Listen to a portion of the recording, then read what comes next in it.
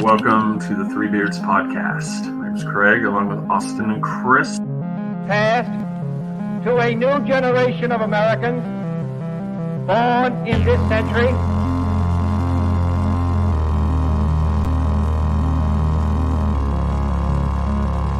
Let me out. I'm afraid that is white.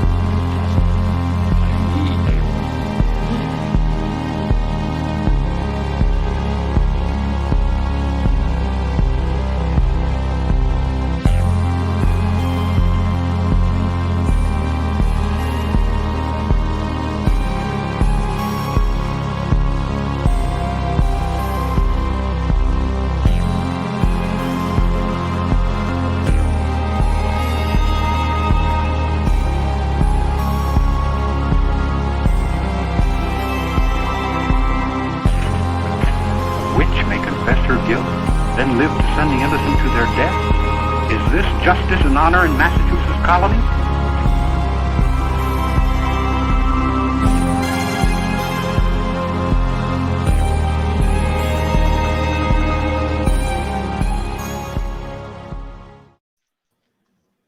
Welcome back to the show. And what we have with us is esteemed guest, multiple time. Apparently, we cannot scare this man off. He still says yes every time we ask him. Michael W. Hall, the paranormal lawyer. How are you, sir?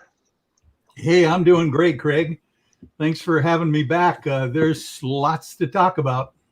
Oh my God! It's we didn't get to it.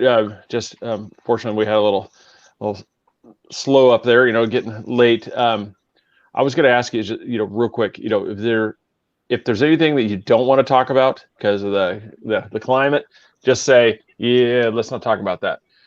So you just because no, I'm the guy that always has to ask that question. So I'm open to everything. That's for sure. All right. Well, let's get and there we go. So what we brought you on for was you decided to take a cross-country trip. Oh yeah, start of the year, and I wanted to bring you on and just so tell everybody about. What was the outset your goal to when you embark on this journey? Okay, well, of course, most people know me for doing weird and crazy things, including broadcasting live from the Little Alien during the storming of Area 51 event 2 summers ago, and things like that. And I went to Washington, D.C. on January 6th as a citizen journalist, really. I knew, let's put it this way, I was a little bit too young for Woodstock. I was about, 16 years old. There's no way my parents were going to allow me to trek across the United States to go to upstate New York with 500,000 other young people. So I had always wondered, what it would have been like to be there.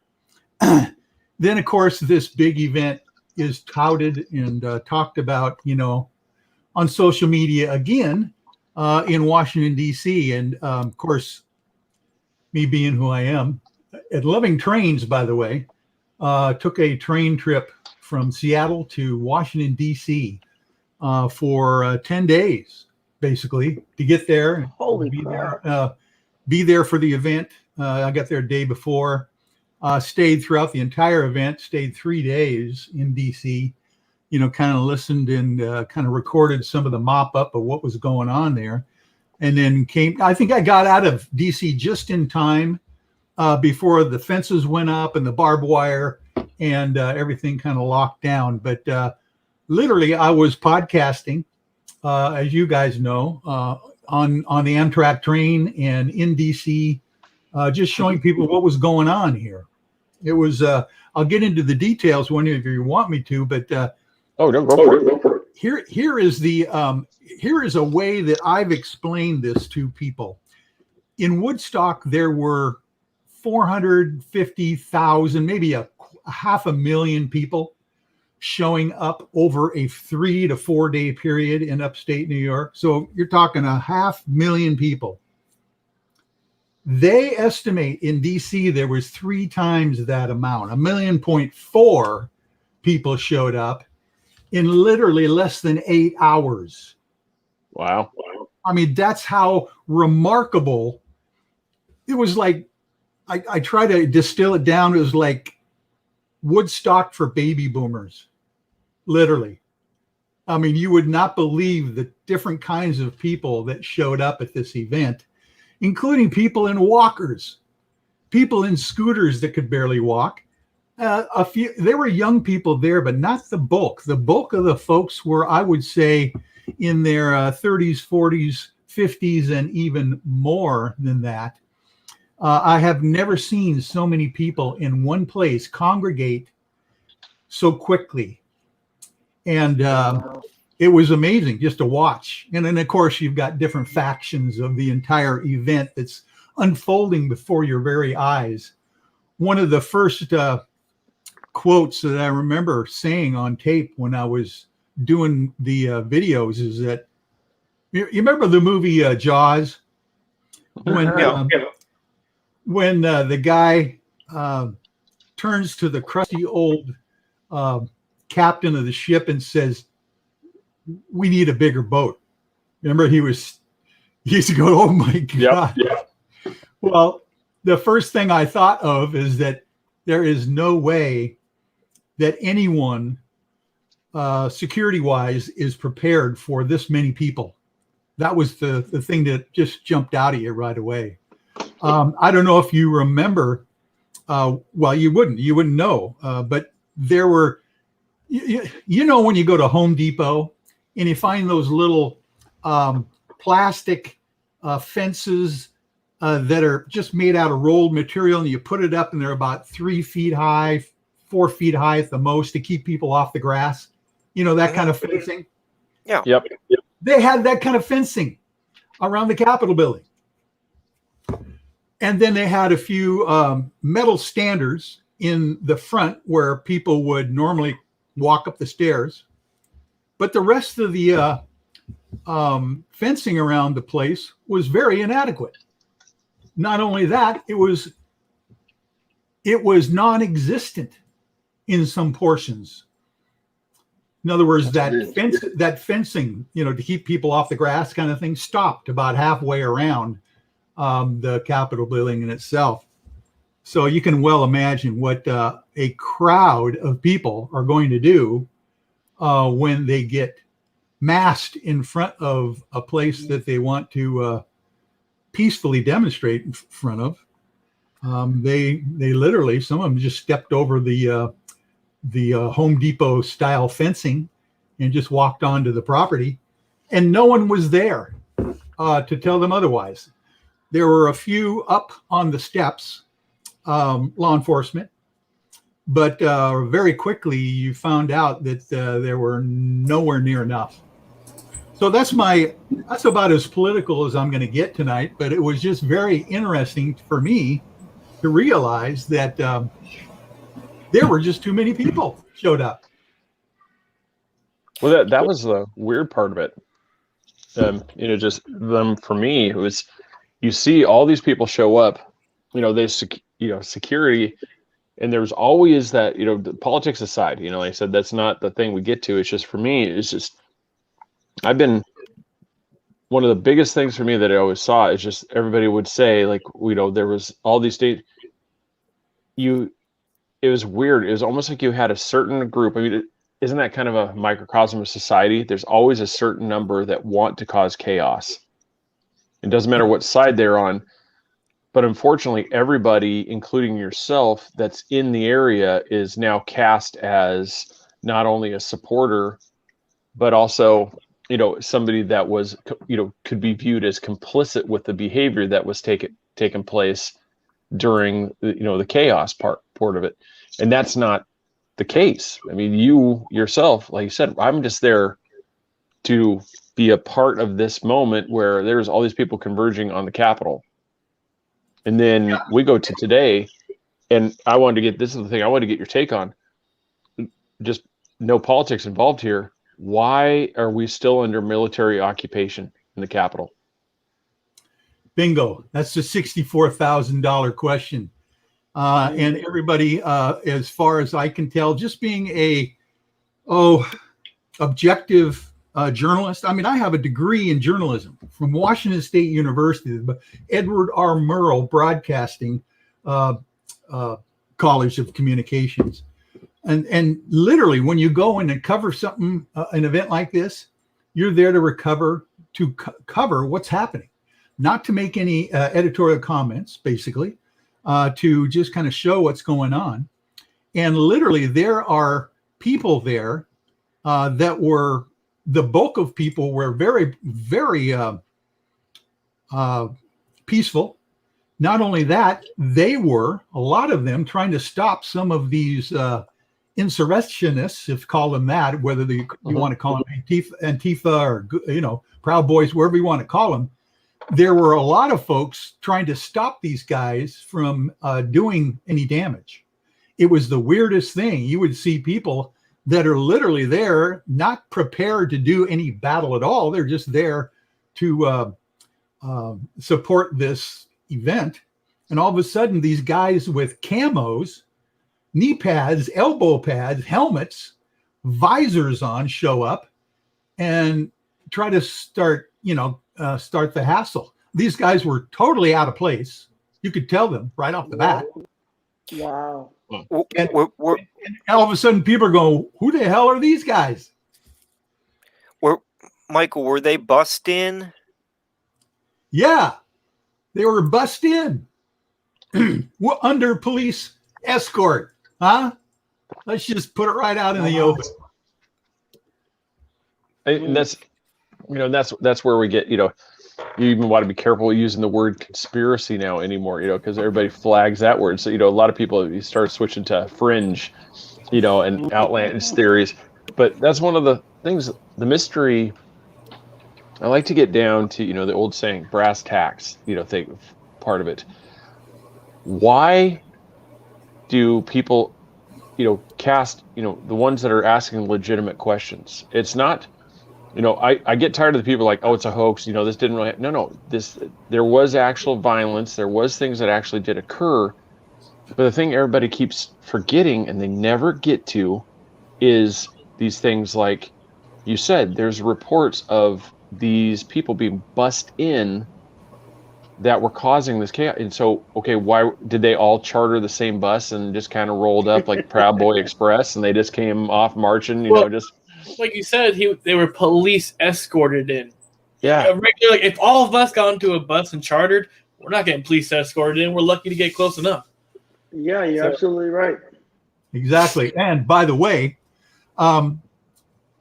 there's no way that a guy dressed in all black with knee pads, elbow pads, body armor, helmets, and tinted visors, carrying rifles, by the way, and sidearms, and incendiary devices.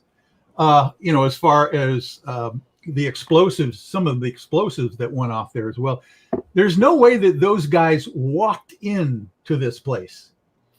For one thing, I'll tell you what, they were so loaded down with backpacks and gear, this group that we're talking about, it would have been very difficult for them to walk more than a mile or two without having to stop and rest, literally, and reconnoiter, because they were heavily laden.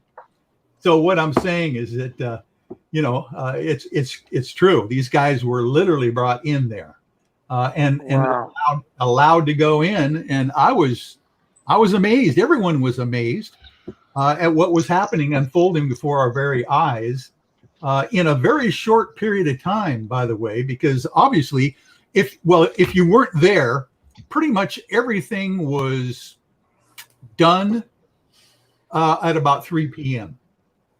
There were stragglers, there were things going on after that, but that goes to show you how quickly whatever damage was done and whatever breaches were made were done literally between about a quarter till 2 and 3 p.m. And it was pretty much over at that point. So, Michael, if there was a police escort for the people being bussed in, then there was a shortage of security at around the Capitol, and then they were not. A reinforcement was not sent, even though it was called for. Something's not adding up there. Well, and that's why Nancy Pelosi was not called to testify at President Trump's impeachment trial. Let's put it that way. They were ready to jump all over that. Pelosi being the head, top of the line, decision maker when it came to security at the Capitol, and why there wasn't enough. Why literally some officers stood down, opened the gates up, and allowed the people to go through, literally on camera. I mean, this is not something that's a conspiracy. This is a fact that you can see. And the whole idea is why that happened and who talked with who the day or two before the event to potentially even plan this thing. All of that stuff was going to come out, I believe, if indeed they were going to start calling witnesses at the trial for the impeachment. And I think they shut it down. Obviously, we saw they shut that down so quick, it was over. Wow. Yeah, that's, you can go down pretty much a lot of rabbit holes. I mean, was it planned? Was it state, who was involved? You can get in those. And just like we said, just the crazy part is that nobody wants to ask these questions. And when you do, you're immediately lumped in as like, well, you're just a Trump supporter. What part of that said I'm for Trump? I said a bus came in with people that are look like agitators in a police escort, and nobody's asking this question. Why? Where they come from? Who's the charter bus? Who all these things? Nobody wants to ask this question. They just want to take everything off. It needs to come off. All social media, take it off. Kick it off, wash it. And you're like, okay, so this tells me that this isn't just a political party side. This seems to be in an all-encompassing. There seems to be something behind this, and where you want to do the shadow government, whatever you want to call it. It looks like there might be something to this, to where there is, there could be an underlying, thing that they do not want uncovered, and that's why it's just complete blackout. There you go, Craig. That's the bottom line right there. This is just the tip of the iceberg. Oh my word. And from what I'm hearing, I don't know if you guys noticed this on social media and things. The truth seems to be wiggling itself out into the open more and more, just even within the last few days. Who knows what's going to happen at this March 4th, 5th deadline, where all of a sudden all the hotels in Washington, D.C. are charging 3 and 4 times the amount for a room on those days than they're doing the day before or the day after that event. The rumor, of course, that the QAnon folks say that all of it's going to start unraveling on that day in March 4th or 5th, and the truth will be come out, as opposed to all of the stuff that we're surmising at this point.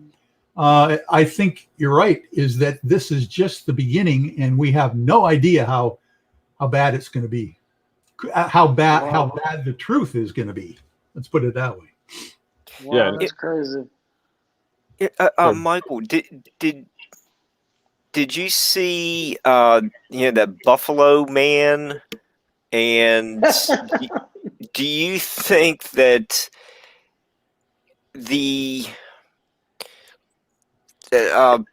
all the rioters parading inside of the Capitol and on the floor, where Nancy's podium was stolen, and the guy hanging from the balcony, and when I guess he jumped down onto the desk or whatever,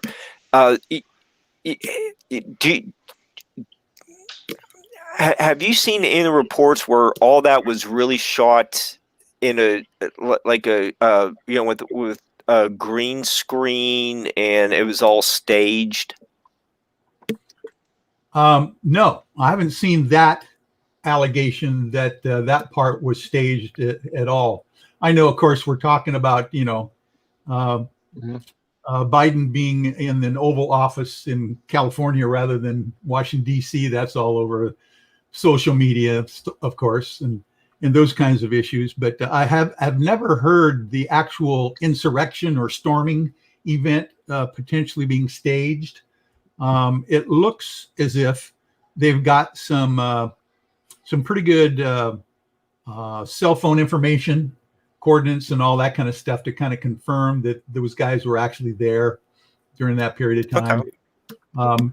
But again, it's just ridiculous to think that that could have even happened if they didn't want it to.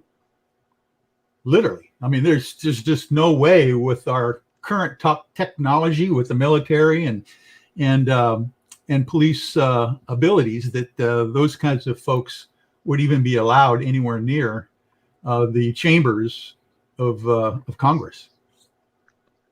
And real quick, Debbie Gullett, Dan Duke's, that's girlfriend. She and her friends, they honestly came up with one of the best names I've heard from him. They call him Buffalo Chip.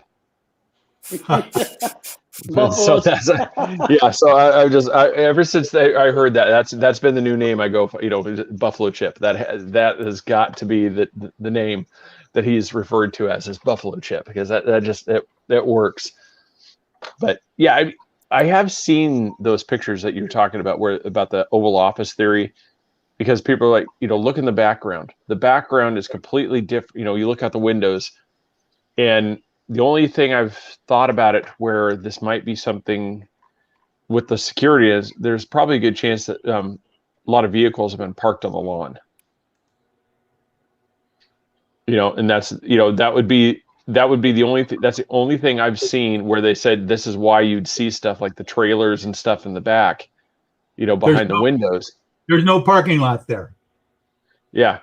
And so that's one of the weird ones for me. It's like, yeah, I don't know. Can you imagine having a parking lot behind the president in the Oval Office? No security person worth their salt would ever allow that to happen. And then what is this? I don't know if you guys have noticed this. I was talking with the guys today. I want to check it out just before I go too crazy on this.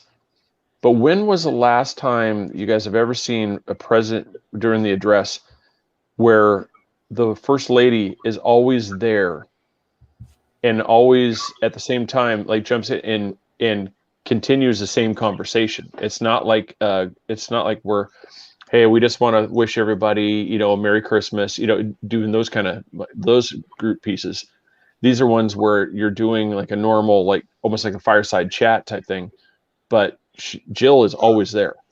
And I don't remember whether it was Bill Clinton, Barack Obama. I don't in my mind, I'm trying to think. I don't remember ever seeing Michelle, or Hillary Clinton doing that same thing like what Jill's doing, where she'll just, like instantly like jump in on, the teleprompter. And so I wondered, it's one of those things, is this, because that's always been a theory, is that there's something behind it, like, cognitive, like whether it's a dementia, early onset Alzheimer's or something, that there's something going on. Because I've always had a feeling like, I said, I don't want to get too political, but it's just, for me, I've always thought Kamala Harris was the one that they wanted as president, and Joe was the one that was gonna get him over the finish line. And then at some point between now and the midterm, he's gonna go off, just pomp and circumstance. It's gonna be real. It's gonna be a touching moment. It's just like, I've got to step aside, for health, and then she's gonna move right in. And I think that was always the plan. But that's always just been a theory of mine. Like I said, politics are touchy. Like I said, it's no support, and that's why I tell people, I go, it's not a negative, it's not a it's nothing like this. It's just always like these observations. But anybody that does it, they just, oh man, they lose their minds. And I don't understand. I don't understand it. I'm like, it's just, they're legitimate questions you ask. It's not. There's no negative to it. It's like, does anybody else notice this? Well, one of my perspectives is evidence and proof in a court of law, that kind of thing. One of my colleagues is Tina Foster, who has written the book about Paul McCartney potentially being killed, in 1969 and replaced. She is an expert in forensic biometrics, of people's faces and what matches up and what doesn't. So I always keep that in the back of my mind. And the one rule of thumb that she has taught me is that you cannot really change your ears.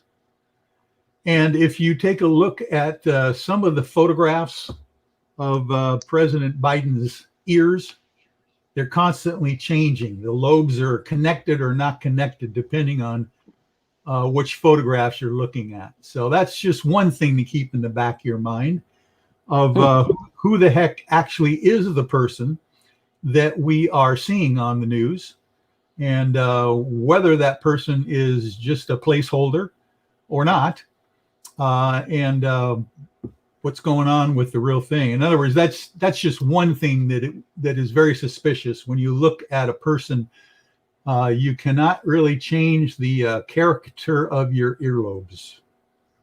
Mm-mm.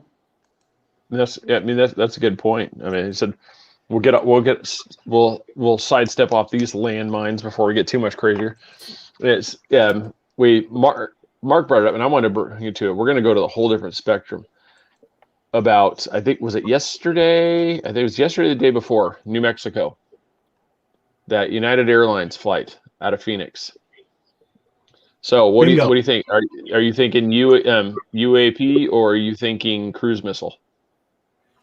I'm not thinking cruise missile. I'm thinking that unless it was a mistake, like it happened on the East Coast decades ago, that actually brought down supposedly a commercial airliner. No one in their right mind would be messing around even with testing a cruise missile in commercial airspace. And literally, we got that report from my client, Peter Davenport. The day it happened, he got a call from the, get this, by the way, you guys. He gets a call from the FAA. Peter Davenport at the National UFO Reporting Center is now getting calls from FAA headquarters. Right, Chris? Yeah. Yeah. And they are telling him, Peter, we got an amazing report from a commercial airliner crew saying that they just got passed over by something that was long and cylindrical, silver in color, no wings, and it just flew by them like they were standing still, no sound. So there you go. We knew about that.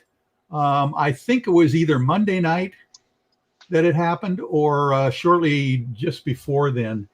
That is, and here's the really strange thing, you guys, is that they are now not delaying at all, and they are allowing this stuff to be put on mainstream and social media immediately. That you would have never seen this a couple years ago or even months ago. No way. We would have covered this up, and you would have had to dig it out with FOIA requests and everything. What do you think changed? I mean, because that's what I said. We talked about a little bit about the last time with the disclosure. What do you think is behind? I mean, is it something bigger is coming, and so we got to keep doling out little pieces? I love you guys. This is exactly why I love to come on this show, because now we get to talk about the real stuff, not just the reports and the sightings. Indeed, there is a reason. There has got to be a reason why they are trying to red pill the public. We all know what's going on. You know, the people that are into this for decades, we know that there's life on other planets, that they've been visiting us for decades and eons. We've never been alone here on this planet. But literally, I think they are running out of time. there is a deadline somehow that they're having to deal with, and they need to get ahead of the spin. Are they running out of excuses? Well, no, they could always have excuses. What I'm thinking is, Chris, is that they need to have us on their side. I think I'll go to the bottom line. The bottom line is they need to convince us that there's an evil alien agenda so they can get the one world order together. That's the bottom line. Makes sense. And if that's what they hate. That's what they hate people like Dr. Stephen Greer, who's literally putting together these CE5 groups where people can contact, civil extraterrestrial civilizations directly and not go through the local priests, the scientists. So I think I wore the appropriate shirt. Yeah, you got it. There you go. I like it. And so in reality, they need to have, of course, Werner von Braun, mentioned all the various false flags that they're going to throw at us: rogue nations, terrorism, asteroids, right? And then the last one was a fake alien invasion. So I'm sure they're working up to that at one point, because in reality, we are ascending on this planet in a higher consciousness level that they're finding it very difficult for them to control us. Is the bottom line. Do you think that's why there's been such a massive, just almost out of nowhere, the crackdown on social media, where just anything that isn't part of the thing, is just deemed, there's no even warning. It's just all of a sudden you're gone. You're deplatformed. Yep. Yeah. This is not just the United States. This is worldwide.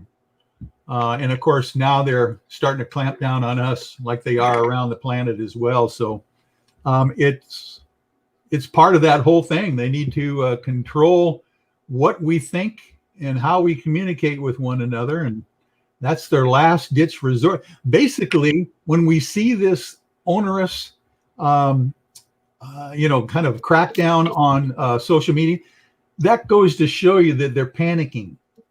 The deep state is panicking. Otherwise, they would put this into the hopper for the next 20, 40 years and continue on with their normal operations and plans, because they plan that far ahead for sure. But for some reason, they've been potentially given a deadline. Who knows? Michael, just on a somewhat related topic, would the derision that the Space Force program be receiving fit in with the report from Monday over New Mexico, or do you want to circle back and tell us about that? That's what you did there. Circle back. You mean the Space Force kind of thing? Yeah. I was being sarcastic there at the end. Yeah, as I said, I caught the circle back thing there. I caught that. There you go. Well, the Space Force is just basically Trump's last minute ditch effort to get more white hats into the military to deal with this issue of extraterrestrials and stuff. I mean, here's the deal. When you look at the timeline of all that we know about as far as crash retrievals of extraterrestrial technology since the 1930s with the Nazis, 1947 with the United States, and all the things that spun off of that with Colonel Corso writing his book, Dwight Eisenhower talking about the Grenada Treaty, Grenada, whatever you want to, I can't remember how you pronounce that, with extraterrestrials. I mean, there's no way that that we are not already on the moon, on Mars, with different bases and different programs already. That's my feeling anyway, with all the stuff that I've noticed and studied, for decades. I was a field investigator in 1974 for the APRO organization, the Aerophenomena Research Organization, way back in college. I mean, the stuff that we know that they knew is just remarkable. There's no way that we have not leapfrogged multiple times over the technology that we obtained back then. So anti-gravitic, all this jump room stuff to Mars or whatever, I wouldn't discount that stuff. Oh yeah. I've kind of, you talked about that. And that's always been one of the biggest mysteries. Correct me if I'm wrong. 1972, we suddenly just absolutely stopped all things to do with landing on the moon. And then up to even today, there's still report, we don't know how to get back there. We're still trying to figure out the way to get there, get through the radiation belt. We're starting to get all this stuff, and unfortunately that's right now is when the flat earth crowd jumps in. See, that's proof. That's proof we're flat. We're under a dome. And I'm like, hold up, slow your roll.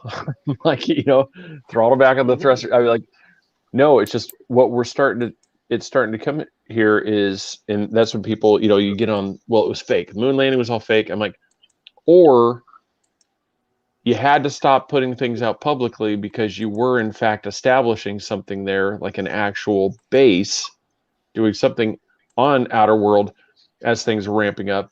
And the best way to do it is suddenly, well, we just don't have the budget anymore. We're not going to do, we're moving on to bigger and better things. We're going to start looking at the red planet.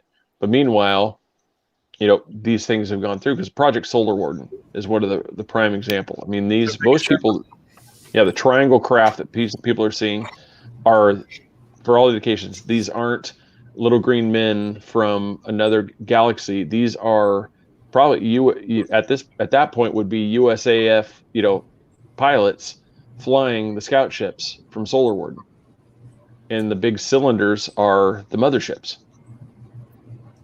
We're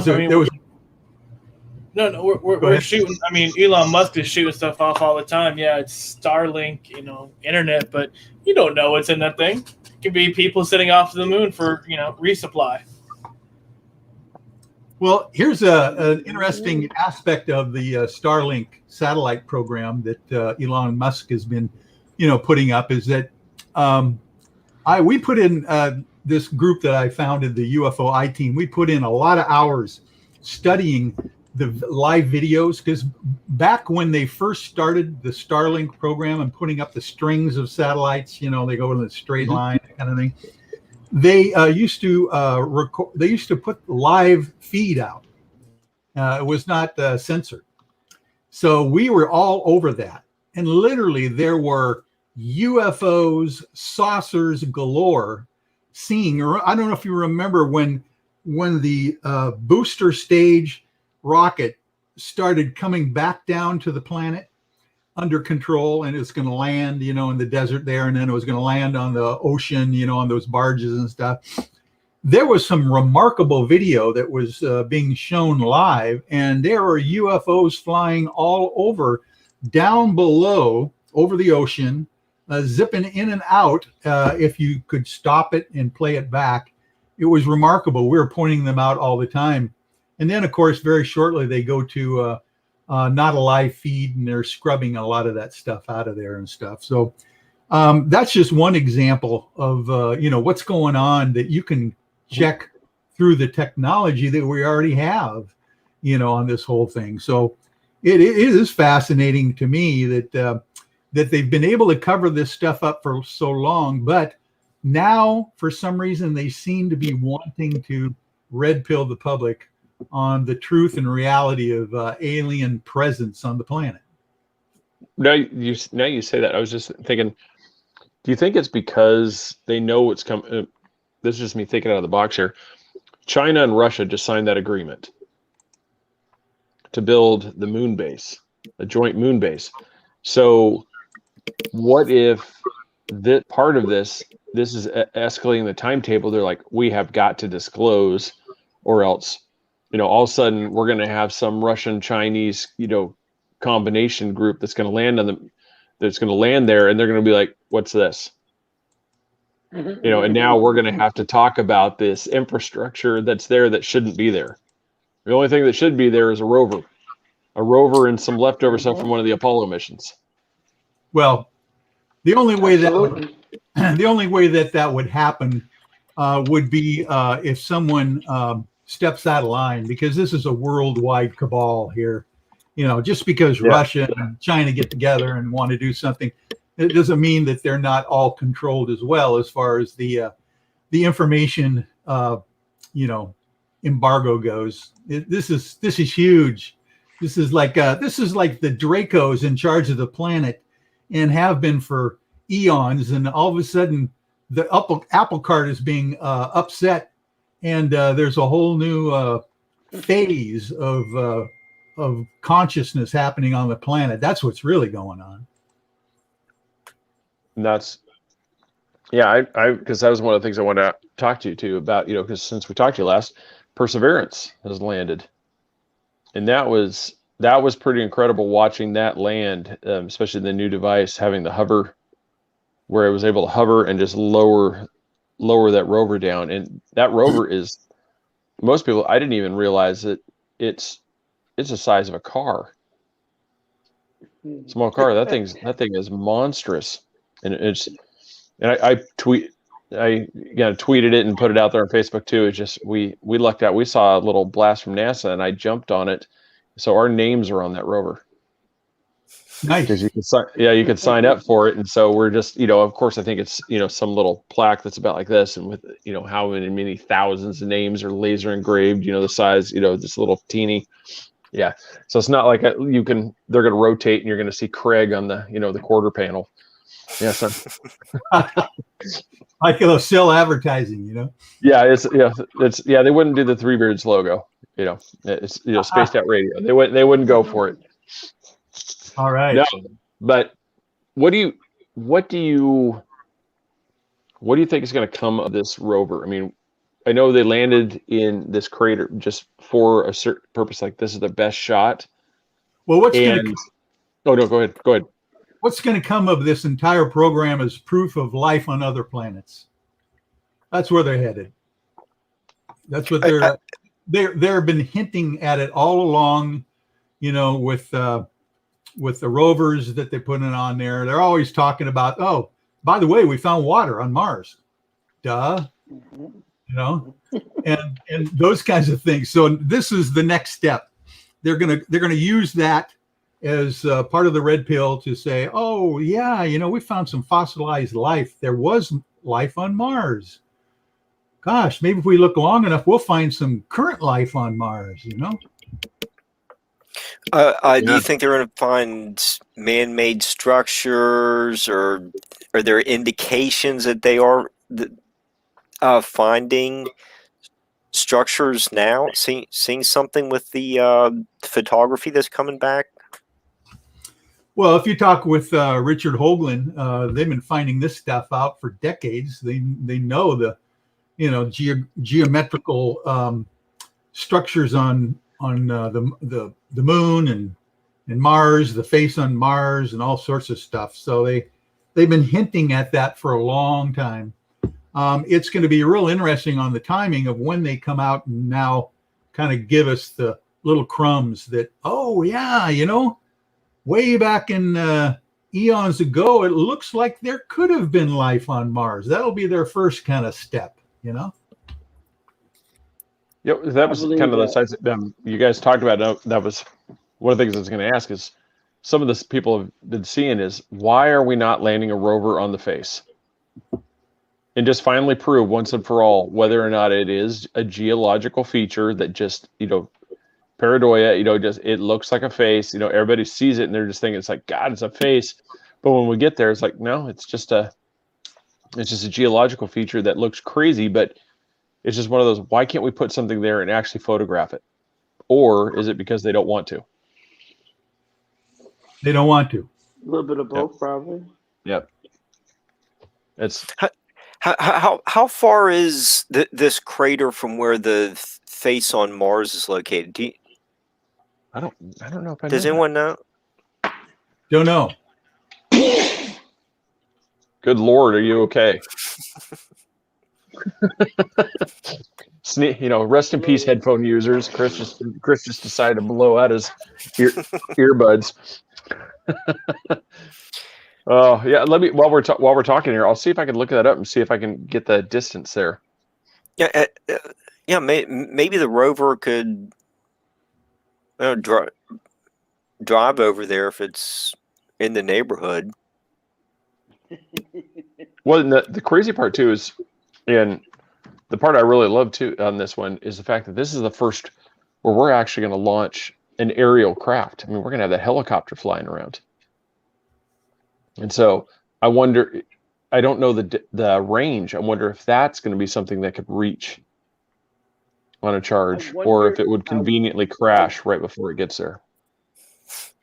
I wonder if they run across aliens, what's going to happen? We're going to mysteriously lose all camera footage. Like, oh, that's an alien. We can't show that to them yet. What do you think would happen if they actually run across some little creatures running around on? Well, your thoughts? Well, it's going to all have to fall into the plan on when they want to disclose that, and for what purpose they want to disclose it. My prediction is that if they do disclose something like that, it's going to be an evil alien agenda to scare the crap out of people, so that they're not going to have a hard time getting us all put together under a one world government. Yeah, we touched on that a few minutes ago. That makes a lot of sense. It makes sense too. Like a lot of things. I mean, it seems like a lot of stuff has ramped up and just gotten real crazy. It's almost. I'm trying not to get too political here. It's almost what happened in the last 4 years threw everything into chaos. It did. There was a plan. December 16, 2017 was the starting gun. All of a sudden, bam! For some reason, they had to start the program in earnest to red pill the public regarding extraterrestrials and the presence that they're presenting on the planet. And since then, it has been nuts. You literally are hearing the Department of Defense, the Pentagon, the military, the Navy pilots coming out with gun camera footage. I mean, this is unheard of. There is a concerted effort. I mean, you would not have the Intelligence Committee of the Senate saying that we have to now disclose what the government knows about UFOs. That would never have happened a couple of years ago. Yeah, and and the crazy part is, it's going to be a silly question for me to ask this of you. Did you see that CIA dump? Have you looked into any of those documents? I mean, who had the CIA releasing millions of pages of documents in a dump via, in a Freedom of Information Act? And based on what I've seen, there's not a lot of redaction. Well, no, but there's not a lot of meat either. These are documents that most people have either heard about, rumored about, or had also FOIA'd before. And of course, John Greenwald at the Black Vault, has been instrumental over the years in getting a lot of this stuff out anyway. So this is, but what it shows is that there's definitely a change in the wind for them even to allow the stuff to be unclassified on a, this is the mid-level stuff that's being unclassified. There's no major things other than here's the startling things that I need to point out to everybody that they haven't figured this out yet. Paul Hillier, who used to be the defense minister for Canada for many years, has always come out and said, we've got 80 or so races of extraterrestrials visiting the planet. He found that out through the United States during his time in office when he was the defense minister in Canada. But just last month or so, we get the head of the Israeli space program coming out and confirming that there is a confederation of planets that we fall under, and literally that they are extraterrestrials in communication with our governments of the planet. I mean, this is a guy that was a lifelong administrator in the Israeli government now saying this stuff. What does this tell us all? It's going to be absolutely mind-blowing when this stuff actually gets released. I mean, so you definitely can't go. I mean, how do you go from a few years ago, everybody was a crazy conspiracy theorist, to now, potentially finding out we're part of the United Federation of Planets. It's just, I mean, you go instantly, just, you leap, just, mind. I'm vying for the Galactic Council magistrate. I'd love to be able to be some kind of a magistrate or a judge on one of those panels. Wouldn't that be awesome? Holy mackerel. Rule against some fender bender, where people, judge, in some spacecraft, Right. That's right. They got to get down to the it'd be like night court back in municipal court when I was a judge back then. Can we be your bailiffs? Come on. Yeah. And I can see Will Smith, in Men in Black, dealing with those little ant guys and the tall, weird, all the extraterrestrials got their own lawyer.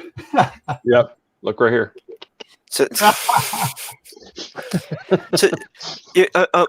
Michael, how does your interest in space law apply to what's going on with the rover on Mars? Are you going to represent the driver or the country if he gets a speeding ticket, or what do we do with the space law? Like, be a little bit more serious. Is there a national claim on Mars now? How does that work? How does space law apply to the rover program? Well, and of course, Mark is kind of leading me on there a little bit because he knows that I have written a kind of a scholarly article on the conflict of law issues in space. I've always been fascinated with those kinds of ideas that at one point, forget about the conflicts of law between countries, United Nations, and all that kind of stuff. Definitely, we're going to have to be thinking about, how do the Andromedans deal with, simple theft?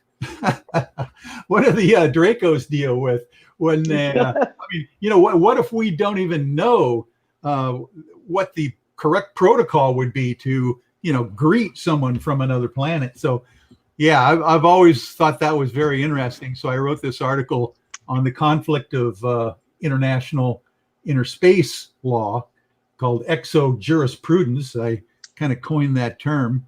The idea being that there is law in space. There's got to be.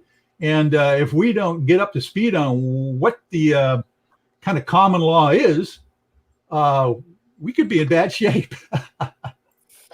Yeah. Wow. Watch for the prison colony. This has been why we got all this. This is where actually people, we're the Australia of outer space. Everybody's sent here. It's kind of an interesting question. In all seriousness too, because one, like, we'll just use Mars, like what's really going on right here. Okay, Elon Musk, he's already said 2 years, he's putting boots on Mars.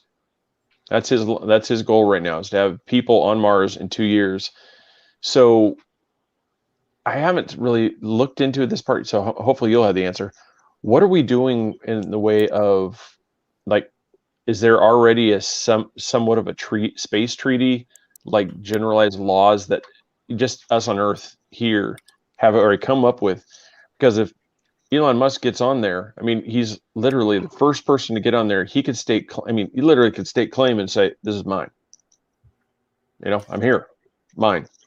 Well, yeah, fortunately, people have thought way ahead in that regard, and there are international treaties dealing with, you know, our local solar system and how we're supposed to treat, you know, exploration and all that kind of stuff. So, yeah, that's not the problem. But the problem is, we're way beyond that.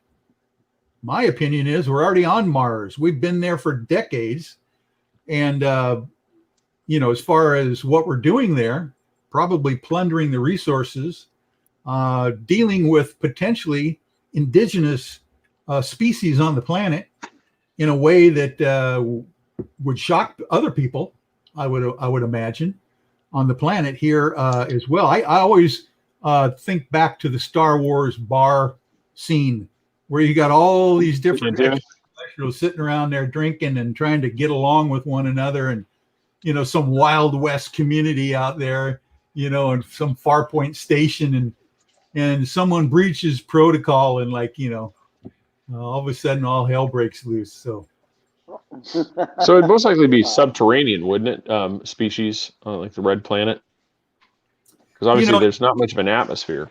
You sure hear a lot about that. You hear that as well with Venus, Mars, you know, various, even the moon, you know, those kinds of things. I mean, obviously, we've all heard the stories that the moon is like a giant hollow bell and rung for like 48 hours after we detonated, you know, a charge on the surface, you know, during one of our moon landings and stuff. So, yeah, there's all sorts of interesting things that we don't know about yet. Well, it's not that we don't know about it; it's just the public doesn't know about it. Michael, the crater that the rover landed in, the Jezero crater. Yeah, the 360 views are just amazing, awe-inspiring. Those are some of the words that come to my mind. It's just a vast canyon. There's also a lot of the looks like very flat rocks. Was this location specifically chosen for this landing? Was it just yeah, that was where it happened?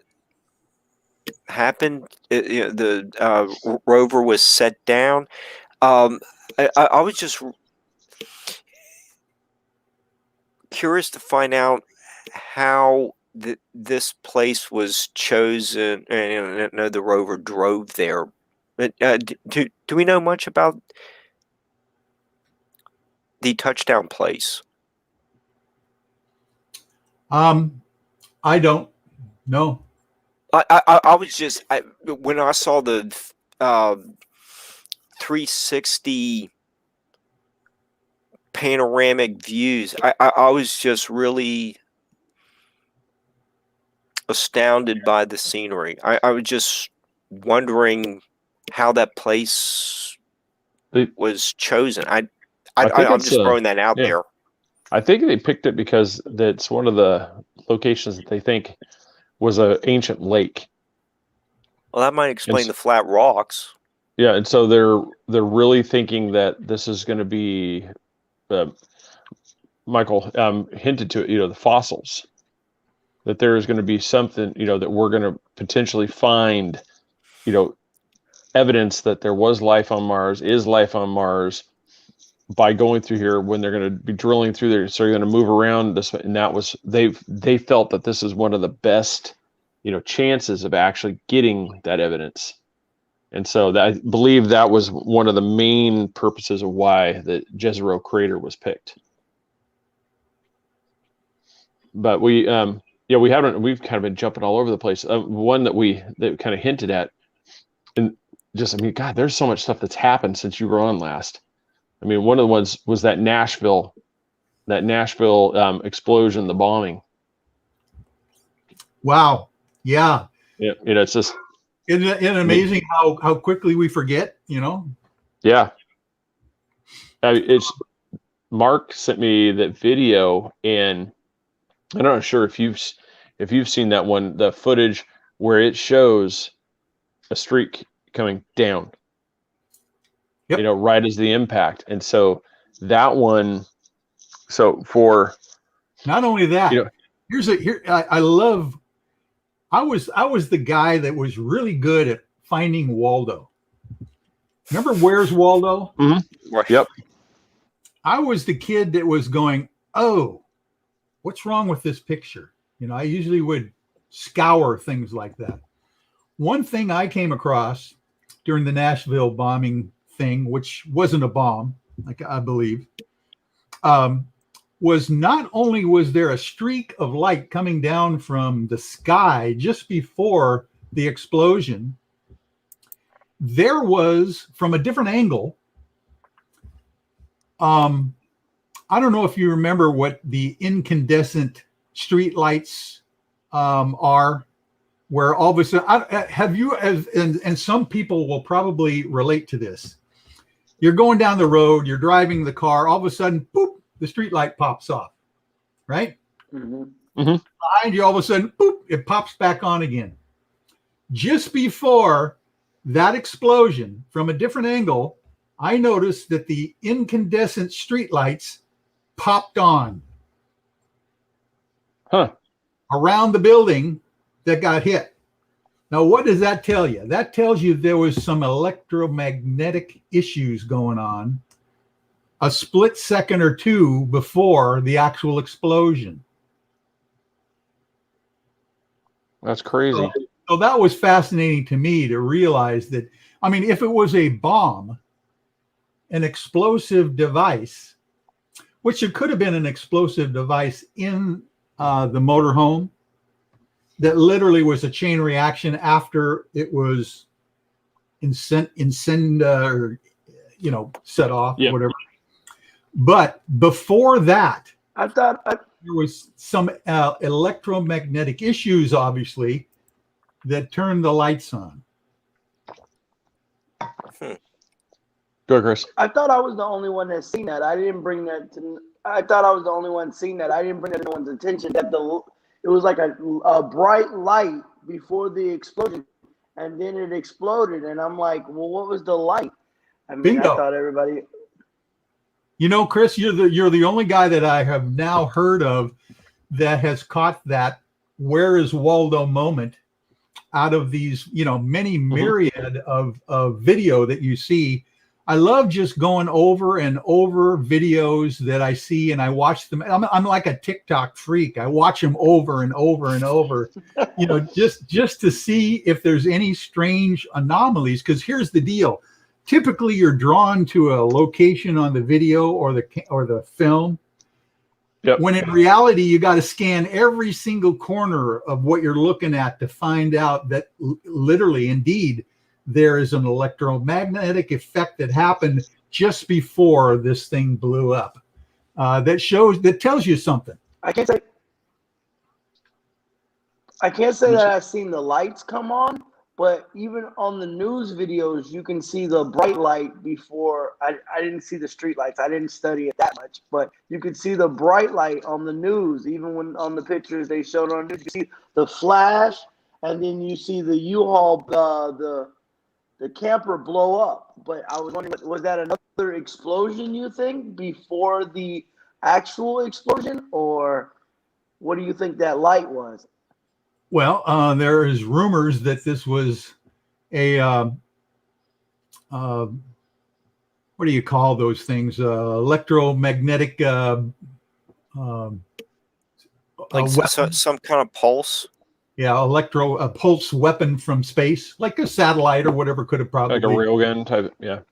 Yeah.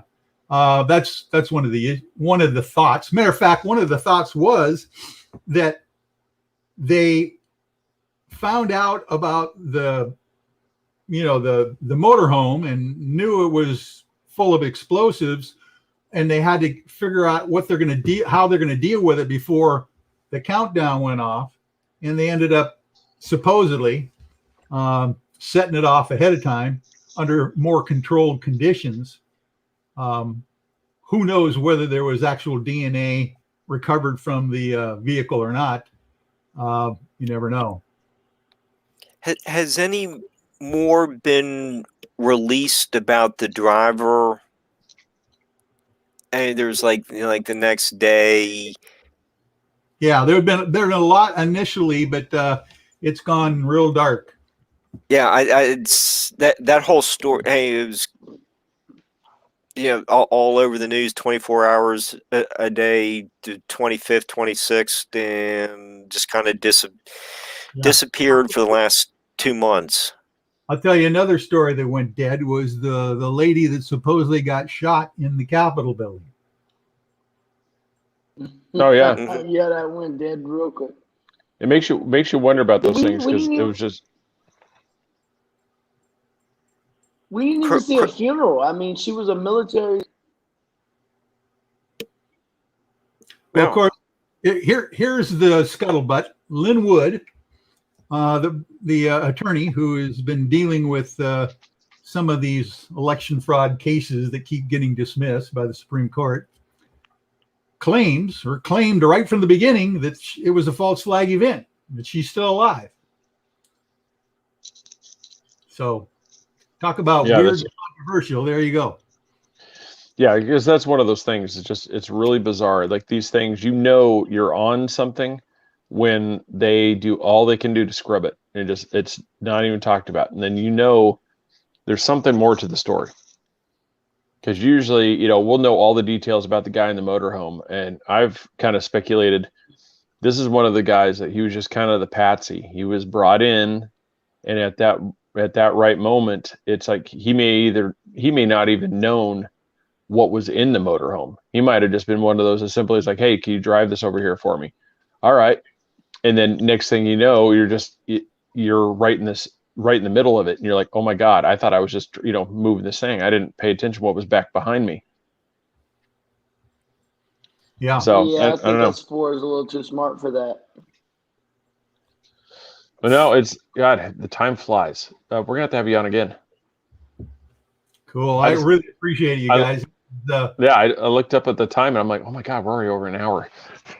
It's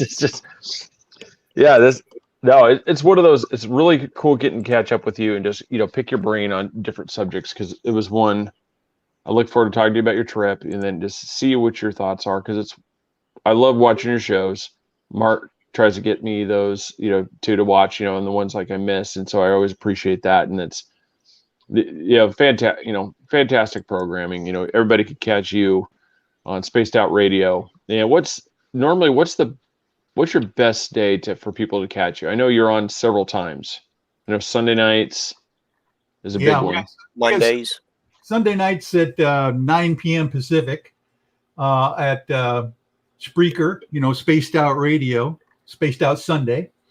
Then we've got the Conspiracy Club Salon on Monday evenings. Every Monday evening, I bring in a couple of the other experts in the field, including Tina Foster and Margaret Bartley, the metaphysical librarian, and Susan Milky, Miss Marple, and her sister, and a couple other people. So that's Monday nights at 6 p.m. Pacific at Michael W. Hall on Facebook. Nice. So they said Michael W. Hall on Facebook. Go there, Spaced Out Radio, watch the shows. I try to link those and share those on the page too as well. And I don't know if I told you this. I think I invited you to it. If I haven't, go to either our group or our page, like those. But you're more than welcome to share your show on there. Oh gosh, thank you so much. Appreciate it. Because we like giving all this content for other people to see as well as watching our show. But it's one of those. Yeah, but feel free. Just like I said, at any time. Rebroadcast our show, just share it, do it, all that stuff, put your stuff on our thing too, because we appreciate that. So Oh, wonderful. Maybe we'll task Mark with helping me do that. There you go. There you go. Well, Mark, Eddie, thanks again for coming on this one. And Mike, if you get a chance, you should watch our last show. That was pretty fun. Yeah. I'll send it to him. He'll see it shortly. It was a roast of Mark Eddy, so it was pretty good. So that's great. All right. Well, gentlemen, thank you for coming on the show. Appreciate it, and we'll be in touch. Like I said, we'll try to get you on and touch on, catch up on the other thing. See what new craziness has happened, especially March 3rd. Maybe we'll find out what happens on March 3rd or 4th. Exactly. That's the next benchmark. We got to figure out what's going to happen then. So we'll see. All right. Well, thank you, sir. Appreciate it. Have a great night. All right. You too. Thank you. And everybody, Mark Eddy, thank you again, sir. Appreciate it. Thanks for the night. Both shows were a lot of fun. I'm very appreciative. Well, same here. Just hey, we can't. Couldn't do a lot of this without you, man. That's I said. It's absolutely not. We appreciate it. So and man, surprisingly, Francis has stayed quiet tonight. He's in bed already. He's in timeout. Cage is covered. Yep. The soundproof curtain. Awesome. All right, everybody. Well, hey, this episode was brought to you by Nanny Cakes 407 on Facebook. Give her a call at 407-923-2898 in the Central Florida area, and she'll save 15% on your cake order by just mentioning the Three Beards.